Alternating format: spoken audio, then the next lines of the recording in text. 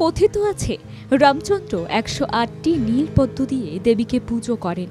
সেই থেকেই রীতি মেনে এখনও পদ্ম দিয়ে দেবী দুর্গার পুজো করা হয়। পদ্ম ছাড়া পুজোই হয় না। পদ্মফুল দিয়ে দেবীর আশীর্বাদ প্রার্থনা করা হয়। কিন্তু বর্তমানে পদ্মের চাষ অনেকটাই কমে গিয়েছে, কারণ পুকুরের সংখ্যা কমে গিয়েছে। তাই পদ্মের যোগান দিতে হিমশিম খাচ্ছেন ব্যবসায়ীরা। দূর দূরান্ত থেকে পদ্ম সংগ্রহ করছেন ব্যবসায়ীরা। সেই সব পদ্ম হিমঘরে মজুত করছেন ব্যবসায়ীরা।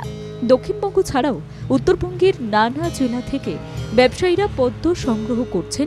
এই বিপুল পরিমাণ পদ্ম উত্তর পূর্বাঞ্চলের নানা রাজ্যে পাঠানো হবে বলেই পদ্ম ব্যবসায়ীরা জানিয়েছেন।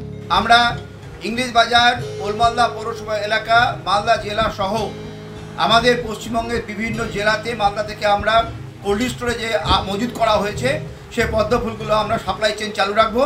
পাশাপাশি আমাদের অন্যান্য রাজ্যে বিশেষ করে নর্থ ইস্টে আমরা পদ্ম ফুল পাঠানোর জন্য আমরা উদ্যোগ গ্রহণ করেছি। মালদহে পর্যাপ্ত বৃষ্টিপাত হয়নি। যে সমস্ত পুকুরে এখনও পদ্মের চাষ হয় তার সংখ্যাটা কমে এসেছে।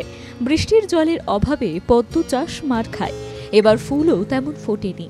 তাই পুজোয় পদ্মের যোগান দিতে হিমশিম খেতে পারেন ফুল ব্যবসায়ীরা। দূর দূরান্ত থেকে ফুল সংগ্রহ করে মজুত করতে শুরু করেছেন ব্যবসায়ীরা।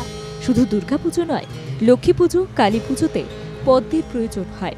বছরের এই সময় পদ্মের চাহিদা থাকে ব্যাপক।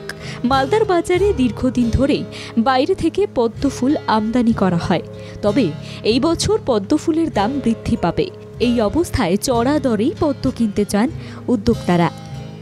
108টা পদ্ম সবারই লাগে, সেই হিসেবে আমাদের সবাইকে পদ্ম ফুল কিনতে হয়। তো প্রতিবার আমরা পদ্ম 10 টাকা থেকে 15 টাকা করে কিনি। 108টা পদ্ম লাগে যেহেতু। এবারে হয়তো খরা কিংবা বৃষ্টি কম হওয়ার জন্য পুকুরে পদ্ম ফোটেনি বা পদ্মের সাপ্লাই কম আছে, যার জন্য মনে হয় পদ্মের দাম এখন অনেকটাই বেড়ে গেছে।